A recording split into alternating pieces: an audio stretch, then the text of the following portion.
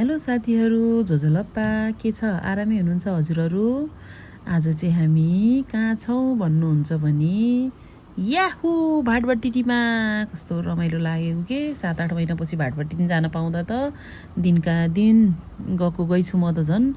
आज चाहिँ मेरो माग दिदी भिनाजुसँग भाटबट्टी नि पसेँ। दिदीले चाहिँ वाइनको ग्लास, यो भाँडा राख्ने जालीहरू लिनुभयो अनि सबै सामानहरू लिएर चाहिँ हामी तल झऱ्यौँ। अनि एकदमै आज चाहिँ हावाहुरी एकदमै आइरहेको थियो। अनि त्यसपछि चाहिँ दिदी भिनाजु बाहिर निस्किनु भइसकेपछि चाहिँ हामी पनि घर जान भनेर बाहिर निस्किएर रेडी भएर बसिरहेका थियौँ।